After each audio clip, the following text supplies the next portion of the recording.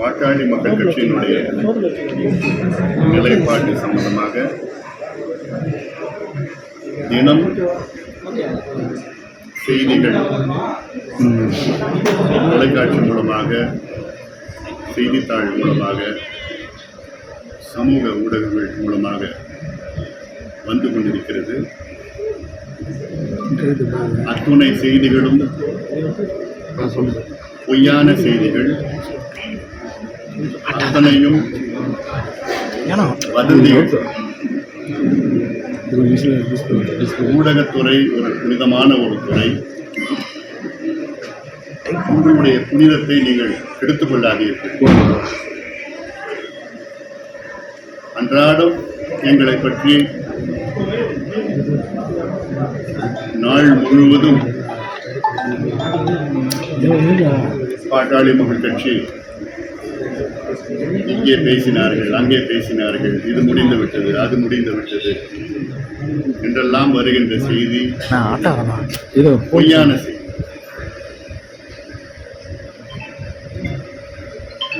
நாங்கள் இன்னும் ஓரிரு வாரத்திற்குள் எங்களுடைய நிலைப்பாட்டை உங்களிடம் தெரிவிப்போம்.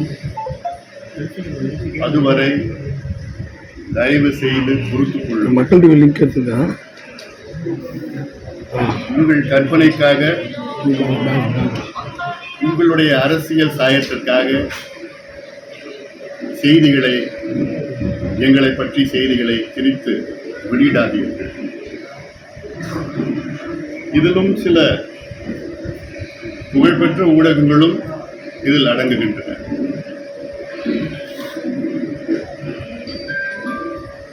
இது ஊடகத்துறைக்கு என்னுடைய அன்பான ஒரு வேண்டுகோளாக நான் வைக்கின்றேன்.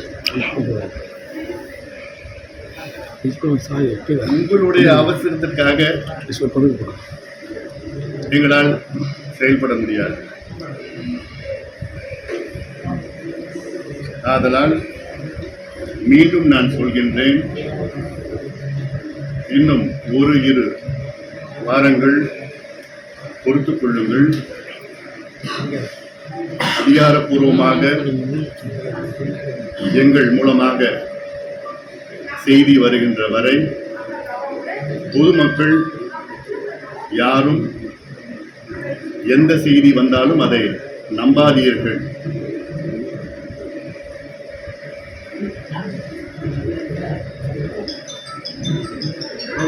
சொல்ல வேண்டிய செய்தி சொல்லிட்டேன். இதுக்கு மேல நிச்சயமா நீங்க கேள்வி கேட்க மாட்டீங்கன்னு நினைக்கிறேன். ஏன்னா ரொம்ப வருத்தமா இருக்குங்க. இது ஏதோ ஒரு மூன்றாம் தர ஊடகம், அவங்களுக்கு பேர் போன ஊடகம், சில மூன்றாம் தர ஊடகங்கள்லாம் இருக்கு. ஆனால் சில புகழ்பெற்ற ஊடகங்களும் பேசிட்டாங்க, முடிஞ்சு போச்சு, ஏதோ ஆயிடுச்சு, இப்படி வந்துடுச்சு, ஏதோ எங்க கூடவே இருக்கிற மாதிரி. என்ன அவசரம் உங்களுக்கு? ஒரு கூட்டணி என்பது ஏதோ திடீர்னு வந்தமா முடிச்சமான்னு இருக்க போறது கிடையாது. கூட்டணி என்பது பல கட்சிகளை சார்ந்து இருக்கிறது. பேசிக்கொண்டிருக்கின்றோம். ஒரு இரு வாரத்தில் நாங்கள் முடிவெடுப்போம். அதிகாரப்பூர்வமாக அதை வெளிப்படுத்துவோம். உங்களுக்கு தான் முதல்ல உங்களுக்கு தான் சொல்ல போறோம். அதுல சிலர் எங்களை கொச்சைப்படுத்தி, கேவலப்படுத்தி, கொச்சையான செய்திகள்லாம் வேண்டுமென்றே பரப்பிக் கொண்டிருக்கின்றார். அதை கண்டிக்கின்றேன். நிறுத்திக் கொள்ளுங்கள். ஊடகத்துறை ஒரு புனிதமான துறை, ஒரு சேவை துறை. இந்த புனிதத்தை கெடுத்துக் கொள்ளாது.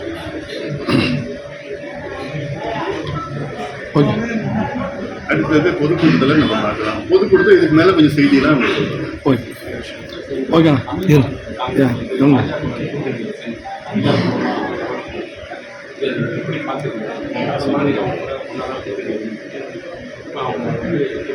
அது அவங்க கட்சியினுடைய நிலைப்பாடு.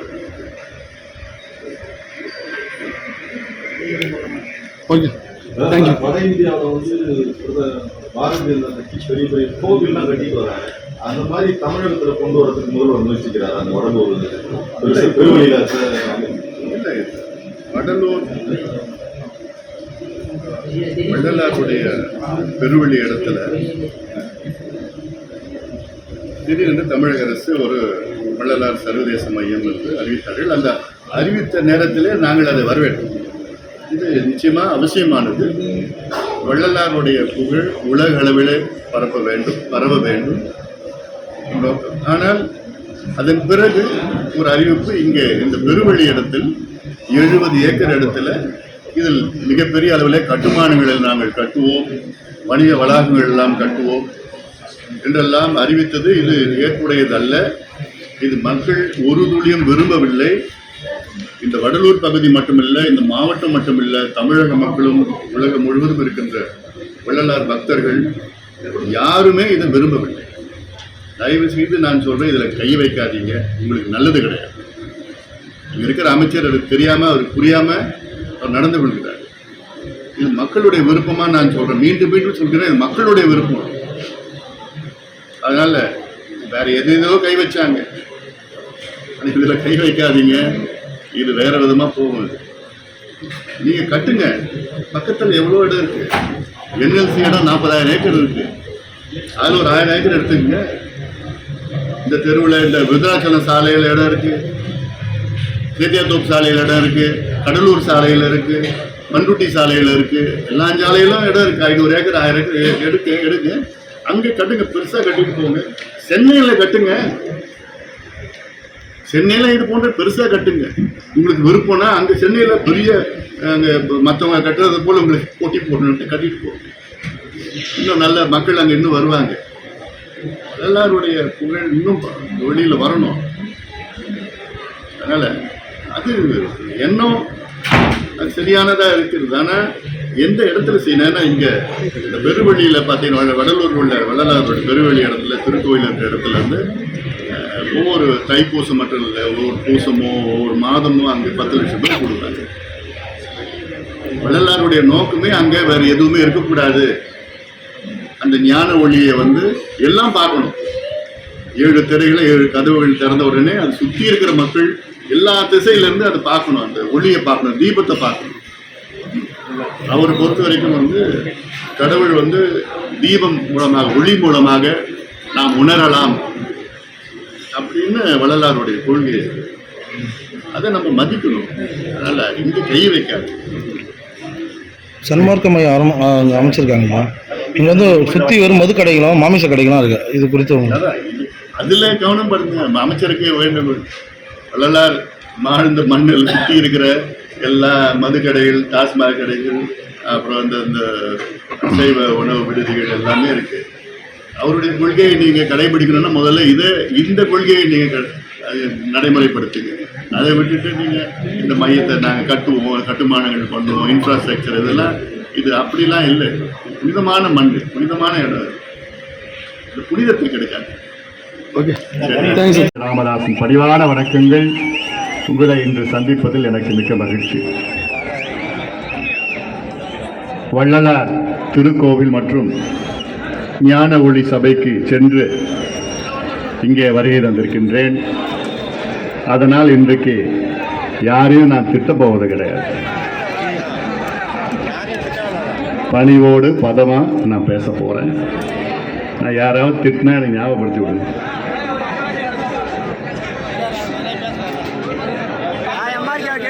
ஏன்னா இன்னைக்கு நான் என்னுடைய குடும்பத்தர் அனைவரும் சேர்ந்து வள்ளலார் திருச்சபை திருக்கோவில் ஞான ஒளி சபைக்கு நாங்கள் சென்று அதன் பிறகுதான் இங்கே இந்த பொதுக்கூட்டத்திற்கு நான் வருகை தந்திருக்கின்றேன். ஒரு 6 மாதம் அது நடத்தினால் இந்த மாவட்டத்தில் சட்டம் ஒழுங்குகளும் கலவரம் வரும் என்றெல்லாம் நீதிமன்றத்திலே வாதத்தை வைத்தார்கள். ஏதோ என்னை ஒரு தேடுகின்ற தீவிரவாதி போன்று எனக்கு ஒரு தோற்றம் கொடுத்தார்கள். நான் இங்கே பேசினால் பிரச்சனை வரும் என்றெல்லாம் நீதிமன்றத்திலே பரபரப்பாக பேசினார்கள். அதை கேட்டு நீதிபதி அவர்கள், கடலூர் மாவட்டத்திலே பொதுக்கூட்டம் வேண்டாம், வேண்டுமென்றால் நீங்கள் விழுப்புரம் மாவட்டத்தில் நடத்திக் கொள்ளுங்கள்.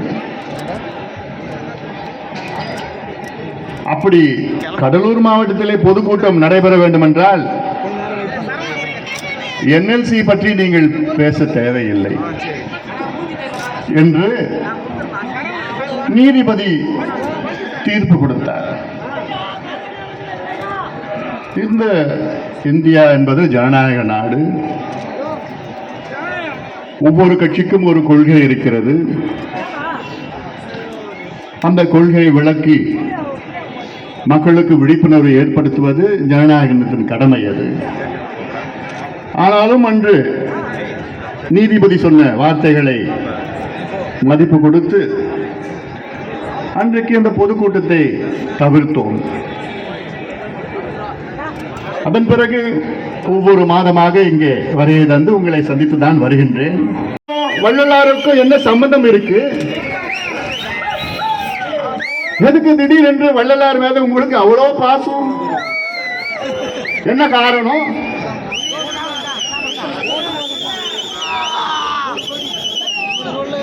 நானும் கோபத்தை அடக்கிட்டு தான் நான் பேசுறேன். அதான் இன்னைக்கு வள்ளலார் இடத்துக்கு போயிட்டு வந்தேன்.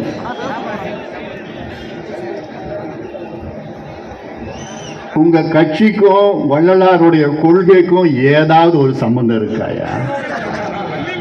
உங்க கட்சி ஆட்சி சாராயம் விற்கிறீங்க. நீங்க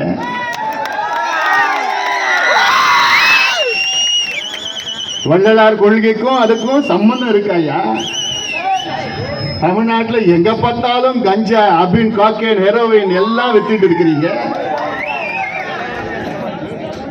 விவசாயத்தை அழிக்கிறீங்க. நீங்க நீர்நிலைகளை அழிக்கிறீங்க.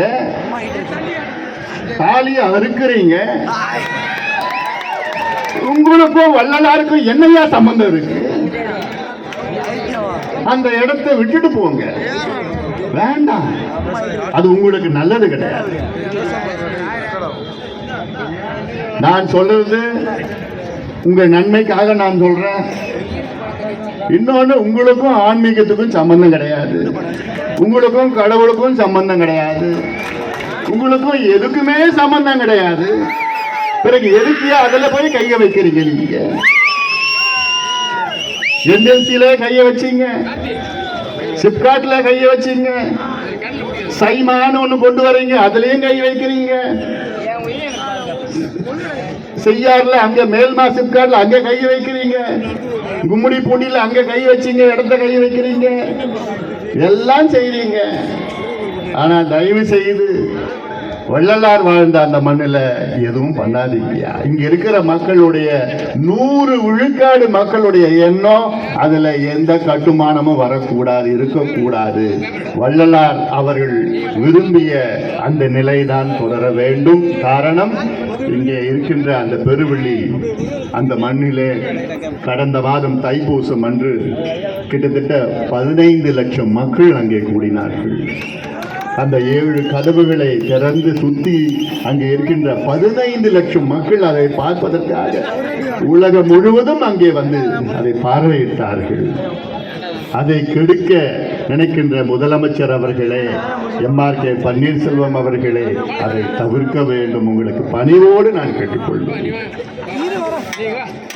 வள்ளலார் அவர்கள், அவருடைய கொள்கை, கடவுளுக்கு உருவம் கிடையாது. ஒளி மூலமாக, தீபம் மூலமாக கடவுளை நாம் உணரலாம். அப்படிப்பட்ட ஒரு தீபம், ஒரு ஒளி, அவர் ஏற்றிய ஒளி இன்று வரை அங்கு எரிந்து கொண்டிருக்கிறது. அந்த ஒளியை பார்ப்பதற்காக ஒவ்வொரு மாதமும் பல லட்சக்கணக்கான மக்கள் அங்கே பெருவழிகளே காத்து கொண்டிருக்கின்றார்கள். அந்த இடத்தை அங்கே இருக்கின்ற 70 ஏக்கர் நிலத்தை கையகப்படுத்தி அங்கே வணிக வளாகம், சர்வதேச வளாகம், அது போன்ற ஒரு கட்டுமானத்தை உருவாக்க வேண்டும் என்ற எண்ணமெல்லாம் அதை நிறுத்தி விடுங்கள். முதலமைச்சர் அவர்களே, வேண்டாம், உங்களுக்கு வேண்டாம்.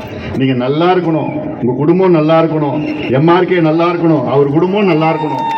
அதான் என்னுடைய விருப்பம். ஏன்னா நான் வள்ளலார் மண்ணை தொட்டுட்டு வந்தேன். அதுல கை வைக்காதீங்க. இது நான் உணர்வுபூர்வமா நான் உங்களுக்கு நான் சொல்றேன். வேண்டாம். இங்க இருக்கிற 100 விழுக்காடு மக்கள் இங்க மட்டும் கிடையாது, இங்க வடலூர்ல மட்டும் கிடையாது, இந்த மாவட்டத்துல மட்டும் கிடையாது, தமிழ்நாட்டுல மட்டும் கிடையாது, உலகில் வாழ்கின்ற அத்துணை வள்ளலார் பக்தர்கள் இது விருப்பம் கிடையாது. கைய வைக்காதீங்க, வேண்டாம். அதனால இதோட நிறுத்திடுங்க. அடிக்கல் நாட்டிட்டீங்க, அதுவும் எங்க ஐயா அறிக்கை விட்ட பிறகு அடிக்கல் நாட்டிட்டீங்க. ஐயா சாதாரணமா ஒண்ணு சொல்ல மாட்டார்.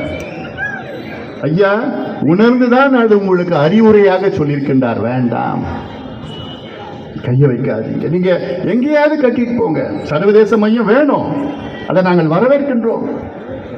இல்லை, இங்க கடலூர் ரோட்ல கட்டுங்க, சேதியாத்தோப்பு சாலையில கட்டுங்க, பண்ருட்டி சாலையில கட்டுங்க, விருதாச்சலம் சாலையில கட்டுங்க. அந்த படுபாவி என்எல்சிக்காரன் எவ்வளோ நிலம் வச்சிருக்கிறான், அந்த நிலத்தில் கட்டிட்டு போங்க.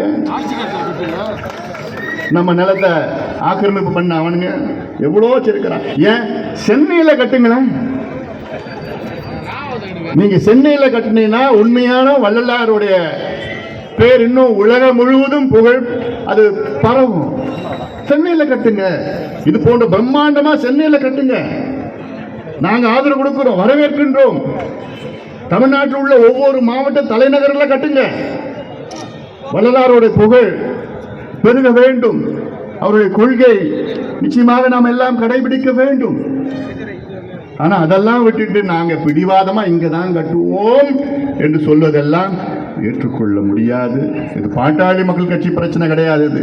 இது மக்களுடைய பிரச்சனை, கடலூர் மாவட்ட மக்களுடைய பிரச்சனை, தமிழ்நாட்டு மக்களுடைய பிரச்சனை. இதை பார்க்க வேண்டும்.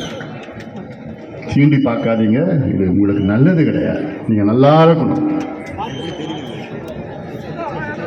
மனசார சொல்றேன், நல்லா இருக்கணும். அதுல கை வச்சீங்கன்னா அதுக்கப்புறம் என்னால ஒன்றும் சொல்ல முடியாது.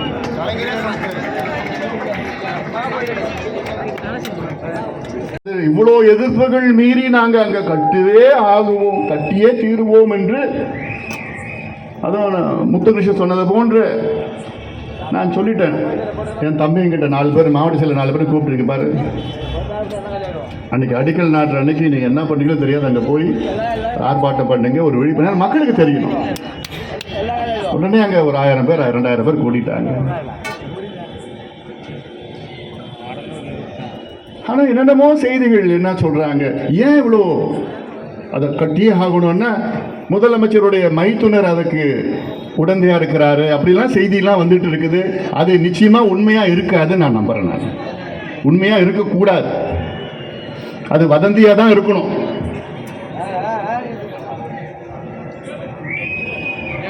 வதந்தியா தான் இருக்கும், அப்படிதானே?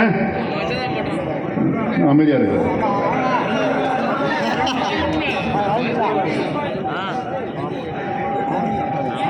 அதனால இதை ஒருபொழுதும் இதை அனுமதிக்க போறது கிடையாது. வேண்டாம், விட்டுடுங்க. அதெல்லாம் சொல்றோம், அமைதியா சொல்றோம், பணிவா ஒரு அறிவுரையா சொல்றோம் நம்ம. அதனால நீங்க வேற எங்க வேற கட்டிட்டு போங்க, அந்த இடத்த விடுங்க, அது புண்ணிய இடம்.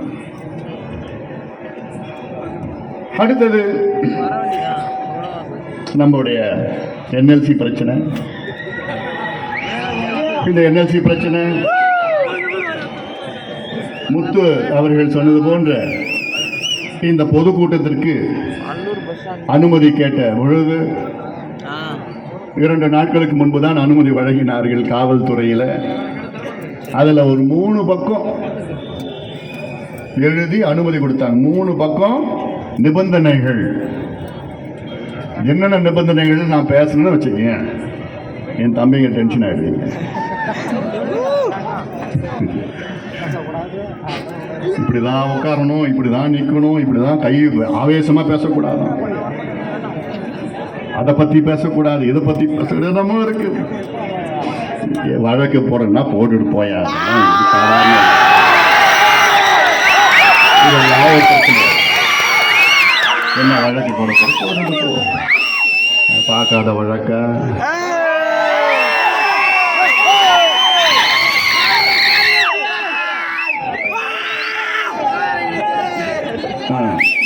கண்ட்ரோல் எனக்கே நான் சொல்லிக்கிறேன். ஏன்னா அது என்எல்சின்னு சொன்னாலே எனக்கு அப்படியே குருன்னு ஏறுது, எனக்கு பிபி உள்ள அப்படியே குருன்னு ஏறுது. இது நான் பாட்டாளிமல் கட்சி இந்த என்எல்சி பிரச்சனையில் கட்சி தொடங்குவதற்கு முன்பாக இருந்து இதற்காக போராட்டம் செய்து வருகின்றோம். அந்நிய சங்க காலத்திலிருந்து